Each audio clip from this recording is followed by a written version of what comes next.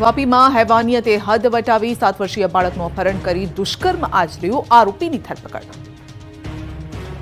વાપીના છીરી વિસ્તારમાં 7 વર્ષીય બાળક સાથે દુષ્કર્મ કરી હત્યા કર્યાની ઘટના પ્રકાશમાં આવી છે। પાડોશમાં જ રહેતા શિવકુમાર ઉર્ફે શિવા કાંતા રવિદાસ નામના 28 વર્ષીય યુવકે બાળકને 10 રૂપિયાની લાલચ આપી તેને ઝાડી ઝાંખરામાં લઈ ગયો। નરાધમની કરતૂત અહીંથી જ ન અટકી, તેણે બાળક સાથે દુષ્કર્મ આચર્યું, ત્યારબાદ તેની તીક્ષ્ણ હથિયાર વડે હત્યા કરી નાખી। પોલીસે આરોપીની ધરપકડ કરી તેની સામે કાયદેસરની કાર્યવાહી કરી છે। નોંધનીય છે કે થોડા દિવસ પહેલા વાપીના છીરી વિસ્તારમાં આવેલા રણછોડ નગરમાં રહેતા પરિવારનો 7 વર્ષીય બાળક એકાએક ગુમ થવાની જાણકારી પોલીસને મળી હતી। બાળકની ભાળ મેળવવા 200 જેટલા પોલીસ કર્મીઓ તેમજ સ્થાનિકો કામે લાગ્યા હતા। પોલીસે ડ્રોન મારફતે પણ બાળકને શોધવાના તમામ પ્રયાસો કર્યા। ભારે જહેમત બાદ બાળક તેના ઘરથી નજીક ઝાડી ઝાંખરામાંથી મૃત હાલતમાં મળી આવ્યો હતો। તોફાની તત્વોને પોલીસે કરાવ્યું કાયદાનું ભાન, આરોપીઓનું સરઘસ કાઢ્યું। સુરતમાં બીઆરટીએસ બસના ચાલકને માર મારીને તોડફોડ કરનારા 3 શખ્સોને પોલીસે દબોચી લીધા છે। આ શખ્સોને કાયદાનો પાઠ ભણાવવા માટે પોલીસે આરોપીઓનું સરઘસ કાઢ્યું। આ શખ્સોને લઈને પોલીસ જાહેર માર્ગ ઉપરથી નીકળી હતી, તો બીજી તરફ આરોપીઓને પણ ચાલવામાં તકલીફ પડતી હોવાનું સ્પષ્ટ દેખાઈ રહ્યું હતું। આ પરથી લાગી રહ્યું છે કે પોલીસે બરાબરની સરભરા કરી હતી। ઉલ્લેખનીય છે કે તાજેતરમાં જ ઉધના બીઆરટીએસ રૂટમાં રિક્ષા ચાલક બેફામ બનીને રિક્ષા હંકારી રહ્યો હતો અને બીઆરટીએસ બસના ડ્રાઈવરને સાઈડ આપી રહ્યો ન હતો। તેથી બીઆરટીએસ બસના ડ્રાઈવરે સતત હોર્ન મારતા રિક્ષા ચાલકે બસની આગળ ઓટો રિક્ષાની આડસ ઊભી કરી તેમાં તોડફોડ કરી। અહીંયાથી જ નહીં અટકતા આ શખ્સોએ પેસેન્જર ભરેલી બસના ચાલક ઓજસ રાઠોડને માર મારી ફરાર થઈ ગયા। આ સમગ્ર ઘટના સીસીટીવી કેમેરામાં કેદ થઈ હતી। આ મામલે ઘટનામાં સામેલ 3 આરોપીઓની ધરપકડ કરવામાં આવી છે। ખાતરને લઈ ફરી બબાલ થઈ। આ વખતે ખેડામાં ખેડૂતને કડવો અનુભવ થયો। ખેડા જિલ્લાના માતરના ખેડૂતે ખરીદેલા ડીએપી ખાતરમાં પથ્થર જેવો પદાર્થ નીકળ્યો હોવાનો દાવો કરવામાં આવ્યો હતો અને જે મામલે ખેડૂતે નાયબ ખેતી નિયામકને ફરિયાદ કરી હતી। ખેતીવાડી વિભાગના અધિકારીઓએ ડેપો પર તપાસ હાથ ધરી। ડેપોમાં હાજર સ્ટોકના સેમ્પલ લેતા તેમાં પણ કચરો અને પથ્થર જેવા પદાર્થો મળી આવ્યા હતા। અધિકારીઓએ સેમ્પલ લઈ લેબોરેટરીમાં તપાસ માટે મોકલ્યા। જો ખાતરમાં કોઈ પદાર્થ મળી આવશે તો ડેપો સામે કાયદેસરની કાર્યવાહી હાથ ધરાશે। ખેડૂતે આ ખાતર જીટીએલ કિસાન સુવિધા કેન્દ્રમાંથી ખરીદ્યું હતું અને જે મામલે ખેડૂત રજૂઆત કરવા માટે પહોંચ્યો હતો, પરંતુ ડેપો પરથી ખાતરમાં પથ્થર જેવા પદાર્થો પોટાશના ગાંગડા હોવાનું જાણવા મળ્યું અને બાદમાં ખેડૂતે નાયબ ખેતી નિયામકને ફરિયાદ કરી હતી।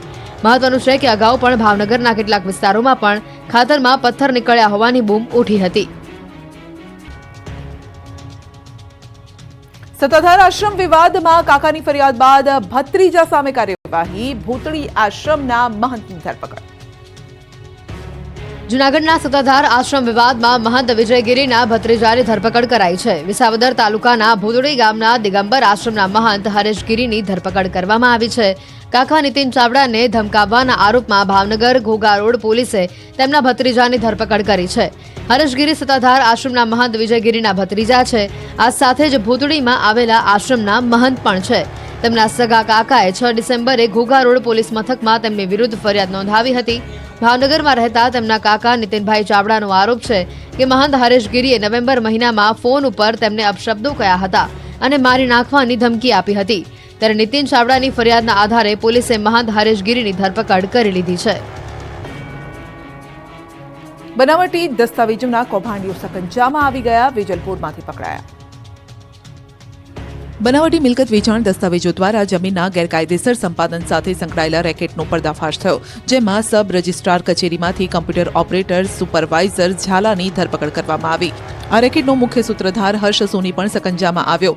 અમદાવાદના વેજલપુર વિસ્તારમાંથી તેની ધરપકડ કરાઈ, જેના ફ્લેટની તપાસ કરતા sub registrar office, collector office, અન્ય સરકારી વિભાગોના નકલી સ્ટેમ્પ અને સીલ મળી આવ્યા, તેમજ સબ રજિસ્ટ્રાર કચેરીના મૂળ દસ્તાવેજો, હાર્ડ ડિસ્ક, કમ્પ્યુટર પણ જપ્ત કરાયા। તપાસમાં જાણવા મળ્યું કે 17 લોકોના નામે હેરાફેરી કરાયેલા દસ્તાવેજો તૈયાર કરવામાં આવ્યા હતા, જેમાંથી 4 થી 5 ના મૃત્યુ પણ થયા છે।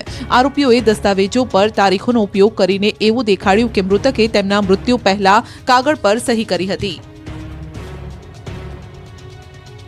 ગીર સોમનાથમાં વ્યાજખોરો પર તવાઈ, 11 સામે ફરિયાદ, 7ને પકડાયા। ગીર સોમનાથના મુખ્ય મથક વેરાવળમાં વ્યાજખોરોનો આતંક દિવસે ને દિવસે વધી રહ્યો છે, ત્યારે હવે પોલીસે વ્યાજખોરો પર તવાઈ બોલાવી છે. વેરાવળ ખાતે પોલીસે સક્રિય થઈને વ્યાજખોરોને પકડી પાડ્યા છે. વિસ્તારમાં કુલ 11 જેટલા વ્યાજખોરો સામે ફરિયાદ નોંધાઈ હતી, જેના પગલે પોલીસે કાર્યવાહી કરીને કુલ 7 જેટલા આરોપી વ્યાજખોરોને પકડી પાડ્યા છે અને તમામની પૂછપરછ કરવામાં આવી રહી છે. સાથે જ અન્ય વ્યાજખોરોને પણ ઝડપી પાડવા પોલીસે કવાયત હાથ ધરી છે. એક પરિવારે મકાન ખરીદવા 11 વ્યાજખોરો પાસેથી 83 લાખ રૂપિયા વ્યાજે લીધા હતા, જેની સામે 96 લાખથી વધારે ભરી દીધા હોવા છતાં વ્યાજખોરો પઠાણી ઉઘરાણી કરતા હતા, જેને લઈ વ્યાજખોરો ધમકી આપતા હતા. જે બાદ ફરિયાદ કરતા પોલીસે વ્યાજખોરો સામે કાર્યવાહી હાથ ધરી છે. 7 વ્યાજખોરોની ધરપકડ કરી લેવામાં આવી છે, જોકે હજુ 4 જેટલા વ્યાજખોરોને ઝડપી પાડવા પોલીસ કવાયત હાથ ધરી ચૂકી છે, જેથી વ્યાજખોરોમાં ફફડાટ ફેલાયો છે. દ્વારકાધીશના દર્શને ભક્તોનું ઘોડાપૂર, જગત મંદિરના હૈયે હૈયું દળાય તેવા દ્રશ્યો. વિશ્વ પ્રસિદ્ધ યાત્રાધામ દ્વારકામાં ભક્તોનું ઘોડાપૂર ઉમટ્યું. એક તરફ નાતાલના મિની વેકેશનનો માહોલ જામ્યો છે, બીજી તરફ ગુજરાતભરના પ્રવાસન સ્થળો હાઉસફુલ થઈ ચૂક્યા છે અને ત્યારે દેવભૂમિ દ્વારકામાં પણ ભક્તોનો જમાવડો જોવા મળ્યો. જગત મંદિર પરિસરમાં મોટી સંખ્યામાં શ્રદ્ધાળુઓ પહોંચ્યા અને દ્રશ્યોમાં જોઈ શકાય છે કે જગત મંદિરની બહાર મોટી સંખ્યામાં શ્રદ્ધાળુઓનું ઘોડાપૂર છે. બીજી તરફ સ્થાનિક વહીવટીતંત્ર દ્વારા પણ ભક્તોને કોઈપણ પ્રકારની અગવડતા ન પડે તે માટે ખાસ વ્યવસ્થા કરાઈ. નાતાલના આ વેકેશનને લઈને ગુજરાત જ નહીં પરંતુ ભારતભરના અને વિશ્વમાં પથરાયેલા કૃષ્ણ ભક્તો કાળિયા ઠાકોરના દર્શન કરીને ધન્યતા અનુભવી રહ્યા છે. એક શિવ ભક્તની અનોખી આરાધના, પશ્ચિમી સંસ્કૃતિનું અનુકરણ રોકવા માટે કરી પદયાત્રા. આપણી સંસ્કૃતિ ભૂલી પશ્ચિમી સંસ્કૃતિનું અનુકરણ કરતી નવી પેઢીમાં બદલાવ લાવવા કરી પદયાત્રા. પશ્ચિમી સંસ્કૃતિના કારણે આવેલા બદલાવથી આવનારા સમયમાં બાળકોનું ભવિષ્ય જોખમમાં આવી રહ્યું હોવાથી એક શિવભક્ત 11,000 કિલોમીટરની પદયાત્રાએ નીકળ્યા છે. તેમનું કહેવું છે કે દેશના ભવિષ્ય સમા યુવા પેઢીમાં પશ્ચિમી સંસ્કૃતિના અનુકરણ થકી આવી રહેલા બદલાવ તેમજ બાળપણથી નાના બાળકોને આધ્યાત્મિક સંસ્કારના બદલે મોબાઈલ આપવાની આદત અને વધતી જતી વૃદ્ધાશ્રમની સંખ્યા એ ચિંતાનો વિષય છે. તેથી લોકોમાં સંદેશ પહોંચી શકે તેના માટે ગંગોત્રીથી 12 જ્યોતિર્લિંગના દર્શને નીકળ્યા છે અને આ પદયાત્રાનું અંદાજિત 1.5 વર્ષમાં સમાપન ગંગોત્રી ખાતે કરવાની નેમ તેમણે લીધી છે.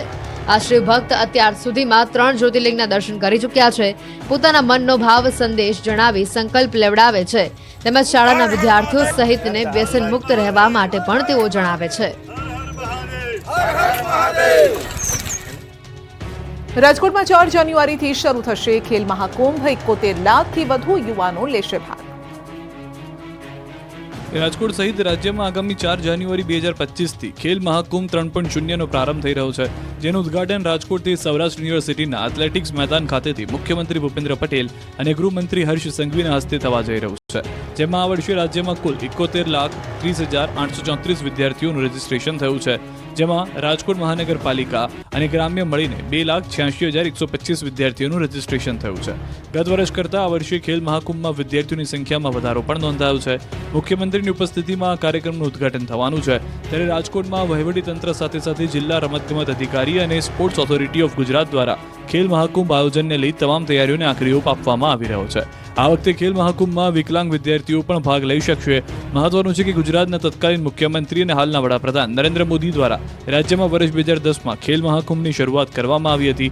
તેનો મુખ્ય આશય યુવાનોમાં રમતગમત પ્રત્યે વધુ જાગૃતિ આવે, શારીરિક તંદુરસ્તી જળવાઈ રહે અને ગુજરાતમાં રમતગમતની સંસ્કૃતિનો વિકાસ થાય તે હેતુથી ખેલ મહાકુંભનું ગ્રામ્ય કક્ષાએથી રાજ્ય કક્ષા સુધીનું વિવિધ સ્પર્ધાઓનું આયોજન કરવામાં આવ્યું હતું. આરોગ્ય મંત્રી ઋષિકેશ પટેલે ભાવનગર હોસ્પિટલની મુલાકાત લીધી હતી અને આ સાથે જ 200 કરોડના ખર્ચે બનેલ સુપર સ્પેશિયાલિટી હોસ્પિટલના વિવિધ વિભાગોની અંદર હોસ્પિટલમાં અધિકારીઓ સાથે મુલાકાત કરી. ડોક્ટરની અછતને લઈ ઋષિકેશ પટેલે મહત્વનું નિવેદન આપ્યું. તેમણે કહ્યું છે કે રાજ્ય સરકાર દ્વારા તમામ પ્રયત્નો કરવામાં આવી રહ્યા છે. જો ડોક્ટર મળે તો આવતીકાલે જ નિમણૂક કરવી છે. ડોક્ટર આવવા તૈયાર હોય તો ઇન્ટરવ્યૂ વિના પણ નિમણૂક કરવા તૈયાર છે. તેમણે આરોગ્યની સુવિધાનું પણ નિરીક્ષણ કર્યું.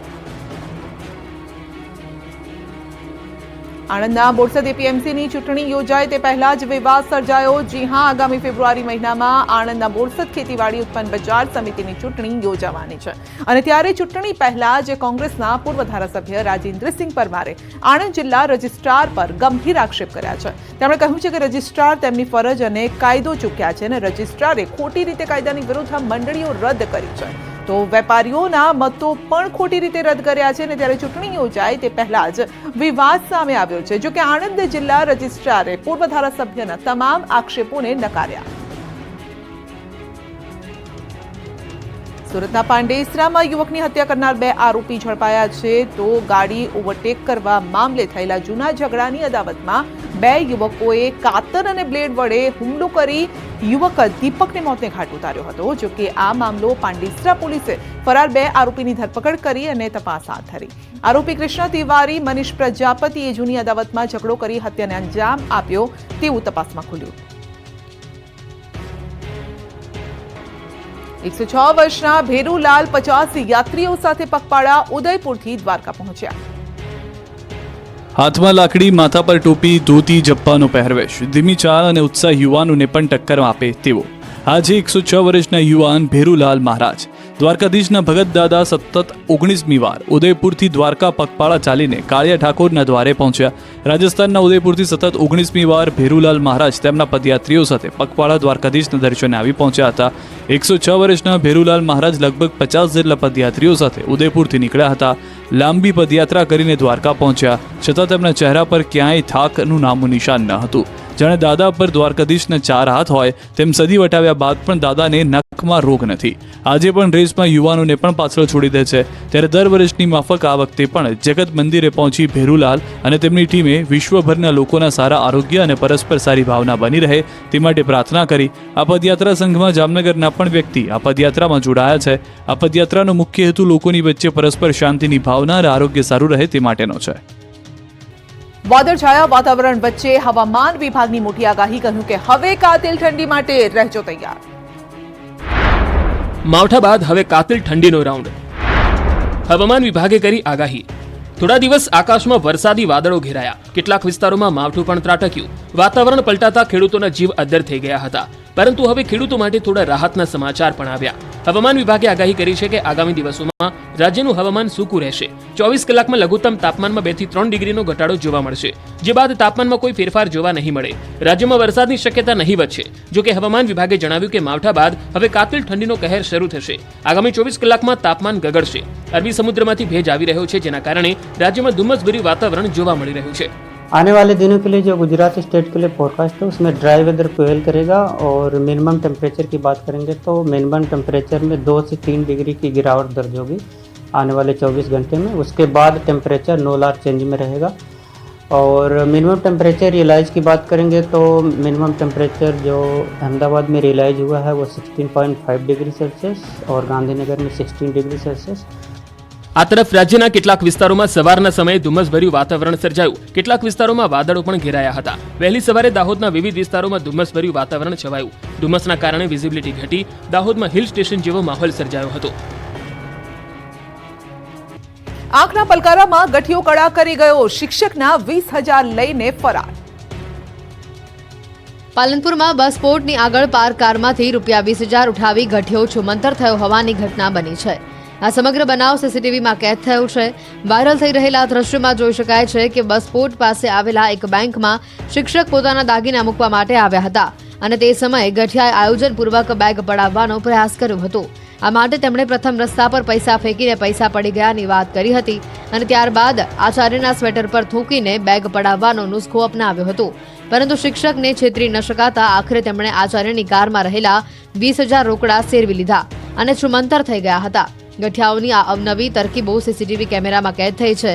આ બનાવ અંગેની જાણ થતાં જ પોલીસ કાફલો ઘટના સ્થળે આવી પહોંચ્યો હતો અને સીસીટીવીના આધારે ગઠિયાઓને ઝડપી પાડવા માટે વધુ તપાસ હાથ ધરવામાં આવી છે.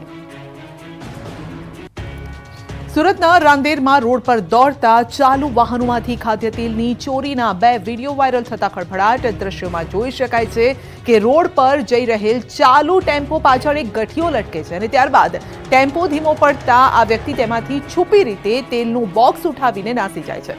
બીજા વિડીયોમાં પણ એક શખ્સ આ જ મોડસ ઓપરેન્ડી સાથે ચાલુ વાહનમાં પાછળના ભાગે લટકીને 15 લીટર તેલનો ડબ્બો ઉઠાવીને છુમંતર થઈ જાય છે. જો કે આ શખ્સનો વિડીયો કાર ચાલક પોતાના મોબાઈલ કેમેરામાં કેદ કરી લે છે અને વિડીયો વાયરલ થયો છે. ત્યારે આ બાબતે બંને શખ્સ પર કાર્યવાહીની માંગ ઉઠી છે.